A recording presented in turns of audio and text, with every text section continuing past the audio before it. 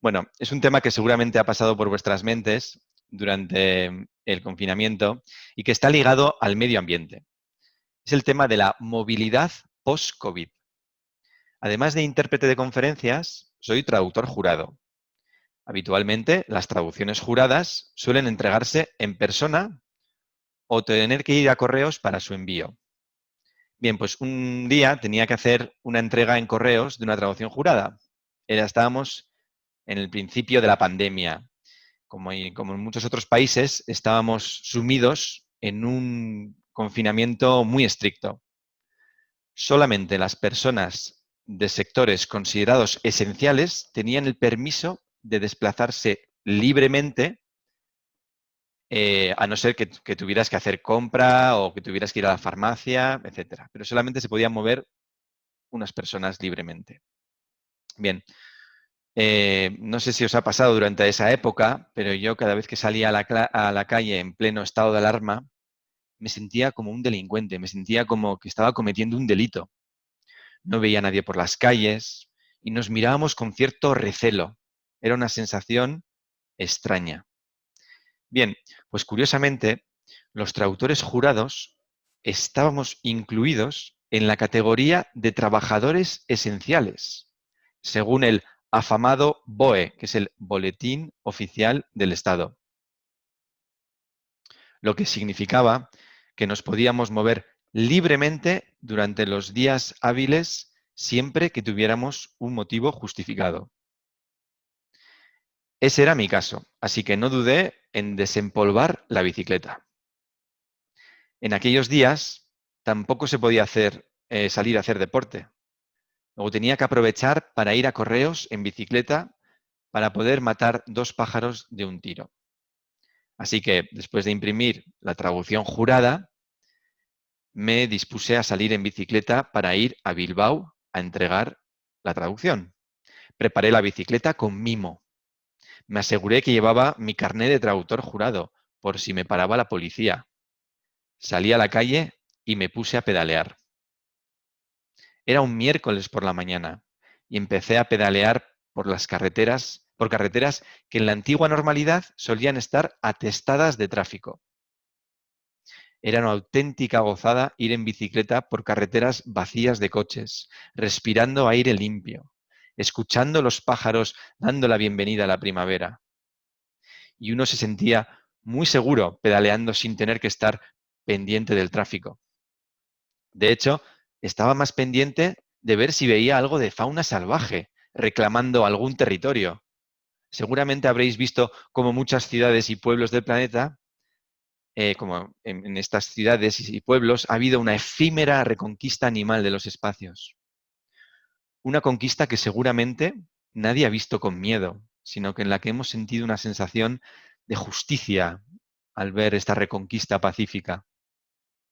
Siendo nadador apasionado de aguas abiertas, me daba alegría pensar que la fauna marina no estuviera siendo perturbada durante un tiempo. Bien, como era de esperar, en el camino de vuelta de correos, y retomo un poco la historia, después de haber enviado la traducción, me pararon unos municipales a la salida de Bilbao y me preguntaron por qué estaba en la carretera yendo en bicicleta. Les expliqué que era un traductor jurado, le enseñé mi acreditación y la gente me miraba como si estuviera mirando a un marciano. Me dijo que no sabía que existiera la profesión de traductor jurado. Así que le tuve que explicar en qué consistía toda la profesión con muchos detalles. Mientras soltaba mi rollo, el agente me escuchaba con una mezcla de curiosidad por mi trabajo y sospecha por estar desplazándome en bicicleta. Finalmente me dijo que adelante y retomé el pedaleo de regreso a mi hogar. Pero estuvo a punto de caerme una receta de 600 euros. Fue ese día que albergué la esperanza de que la pandemia, que había llevado al gran parón de tantas cosas que estaban adquiriendo velocidades frenéticas, supusiera un punto de inflexión en el modo en el que nos movemos en las ciudades. Al menos durante las primeras semanas del estado de alarma, antes de la desescalada, el uso de vehículos estaba restringido al personal estrictamente esencial. En definitiva, La pandemia supuso un parón del transporte terrestre en muchos países. En España, desde que entró en vigor el estado de alarma por la pandemia del coronavirus, se ha reducido en más de un 55% la contaminación, según un estudio realizado por Ecologistas en Acción, que concluye que los niveles de dióxido de nitrógeno de esos días son los más bajos de la década. En un meme que circulaba por WhatsApp se decía que un chino había conseguido mucho más comiéndose un murciélago o un pangolín en un mercado de Wuhan que Greta Thunberg mediante toda su campaña. No solamente el tráfico rodado alcanzó mínimos históricos, sino que el tráfico aéreo iba de la mano. Son famosas las comparativas en imágenes del tráfico aéreo antes y durante la pandemia. Un día me metí por curiosidad en un portal de seguimiento de tráfico aéreo y pude contar escasas 20 aeronaves sobrevolando el espacio aéreo español, cuando habitualmente suele estar cubierto de puntitos. A nivel europeo, desde el 1 de marzo hasta el 14 de abril, se fletaron hasta 500.000 vuelos menos que el año anterior en esas mismas fechas. No he hecho el cálculo exacto, pero según la prensa consultada, sería una reducción de 17 millones de toneladas de CO2 diarias. Repito, 17 millones de toneladas. De nuevo supe que eso eran buenas noticias para el medio ambiente, pero no tan buenas para muchos sectores que dan de comer a tantas familias, como son los sectores del transporte aéreo, el turismo, los negocios en general y todos los sectores que beben de ellos. En un mundo basado en la interconexión, la falta de conexión supone la quiebra de muchos sectores. Ahora bien, parece que cuanto mayor es la interconexión entre humanos, mayor es la desconexión con el medio natural que nos rodea. Pues parece que si algo es bueno para el medio ambiente, es malo para la economía y viceversa. Considerando esta idea, se podría concluir que los seres humanos no somos capaces de conectar los dos mundos, la sostenibilidad con la prosperidad de la economía. Siguen siendo dos mundos difíciles de casar, porque el diseño del modelo económico sigue estando basado en patrones keynesianos que persiguen otras metas.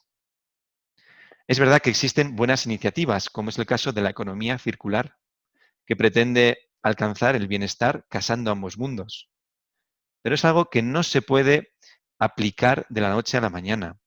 Como la buena cocina, requiere tiempo y más que nunca el apoyo decidido de los responsables políticos, con capacidad de decisión para que entre todos cambiemos muchos de los patrones establecidos.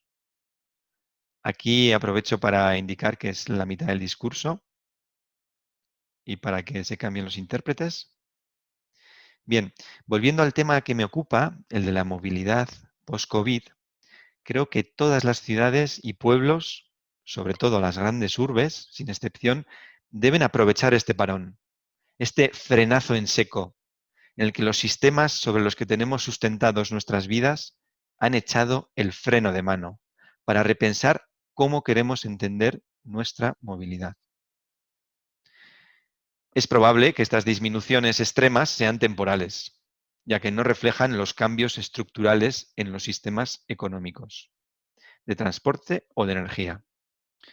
La medida en que los líderes mundiales consideren el cambio climático al planificar sus respuestas económicas posteriores al COVID-19 influirá en las trayectorias de las emisiones mundiales de CO2 durante las próximas décadas. Bien, propongo acciones a diferentes niveles. Primero deben empezar desde uno mismo, desde el individuo. Como personas necesitamos movernos por diferentes motivos. Deberíamos, por tanto, plantearnos la opción más sostenible, que no siempre es la más cómoda, pero seguramente es la más beneficiosa para nosotros y para el medio ambiente. Hace poco escuchaba un programa en la radio alemana en la que contraponían la añoranza de los viajes exóticos, tan de moda y tan accesibles, con los cientos de miles de conexiones aéreas, con el deseo de conocer lo que nos rodea de manera más inmediata, lo local. Entre otras ideas, esgrimían un argumento que es obvio. Si para ir a comprar una barra de pan nos acercamos en coche a la panadería o a un centro comercial, sin duda, pues iremos de A a B, compramos el pan y en un par de minutos o en pocos minutos hemos completado el recao. Eso sí, habremos contaminado más, aumentado el riesgo de sufrir un accidente de tráfico y no ejercitado en absoluto nuestro cuerpo. En el lado opuesto estaría ir en el coche de San Fernando, un ratito a pie y otro andando, en el que sin duda tardaríamos más, pero ese tiempo se puede convertir en un tiempo muy preciado. Recuerdo una oradora que interpreté en una conferencia em, que decía que todos los sábados ella y su marido iban a comprar el pan sin móviles a una tienda que estaba situada a 5 kilómetros de distancia.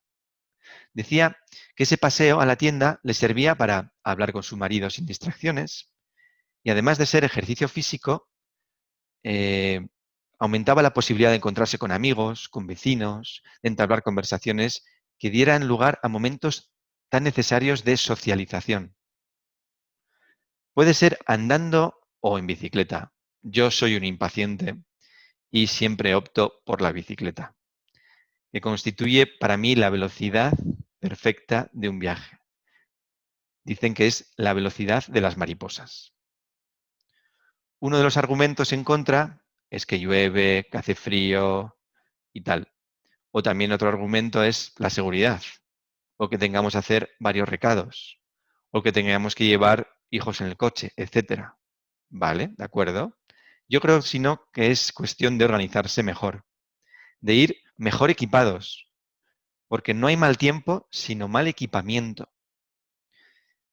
Es importante que se fomente la creación de más carriles bici, de no intentar abarcar demasiadas cosas en el día. En definitiva, de llevar una vida más tranquila, pero más intensa. No culpemos de la vida ajetreada por tener, no culpemos, perdón, a la vida ajetreada para tener que utilizar el coche y de tener que ir con prisa a los sitios. También debe ir acompañado estas acciones de las instituciones y la empresa. Los gobiernos, las ciudades, las empresas deben fomentar este tipo de desplazamiento. Leí hace poco en el periódico que el Ayuntamiento de Bilbao va a dar prioridad al peatón y a ponérselo difícil al coche. Poner elementos disuasorios para el desplazamiento particular ha demostrado una gran eficacia. Yo vivo a 10 minutos de Bilbao, ciudad de unos 500.000 habitantes. Nunca ya me planteo ir en coche. Aparcar es una lotería. Y si consigo plaza, me sale un riñón, además del estrés que supone todo el proceso. Utilizar el transporte público se ha convertido en la opción más atractiva. Y es así como deben abordarse estos grandes cambios, haciendo que las soluciones más sostenibles sean las más atractivas. Me diréis que el sector del automóvil de combustión se verá afectado, sin duda. Nissan ha anunciado el cierre de una fábrica en Barcelona y ha despedido a miles de trabajadores. No sé si es por el COVID o no, pero está claro que cuando se cierran ventanas surgen nuevas oportunidades, con el coche eléctrico también. Pero si queremos sobrevivir en el planeta, tenemos que cambiar el paradigma con soluciones radicales. La pandemia ha sido una llamada de alerta que deberíamos escuchar para poner en marcha acciones individuales y políticas integrales que hagan que la nueva normalidad esté caracterizada por la novedad y no por la continuidad de la antigua normalidad. Por ello, os animo a todos, a todas, estimados colegas, a que la próxima vez que tengáis un desplazamiento, sea el que sea, sopeséis si queréis tener un viaje rutinario, que lo hacéis en automático. ¿Cuántas veces hemos ido en coche sin haber sido conscientes de cómo hemos tomado una curva? O un viaje diferente que seguramente vaya a conducir a la reconexión con la naturaleza y la sociedad. Igual se larga un pelín el discurso, pero no me gustaría finalizar sin antes decir unas palabras de agradecimiento, porque dicen que es de bien nacido ser agradecido. Me gustaría dar las gracias a Joe y a José por haber organizado y llevado el WISE virtual de manera tan exquisita, donde todo ha funcionado como la seda. Es una iniciativa altamente enriquecedora, donde es un lujo conocer a nuevos colegas o reencontrarse con caras conocidas, aprender escuchando otras presentaciones, aprender del feedback, oír temas tan diversos como interesantes. Gracias a mis concabinos y ha sido un gusto en todos los aspectos, pero solo he echado en falta una cosa como amante de la bicicleta. He echado en falta un discurso de Joe sobre bicicletas. Lo dicho, gracias, un placer y hasta otra. Y espero que el COVID nos permita que sea, como Dios manda, presencial la próxima vez. Gracias. Muchísimas gracias, David, por tu discurso, también por tus palabras. La verdad que el lujo es nuestro de tener un grupo como el vuestro, que además decide estar una semana entera delante de un ordenador y además llevarlo con ese buen humor que habéis tenido toda la semana. Pero bueno, esto hablaremos después. Muchísimas gracias. Pasamos ahora al feedback.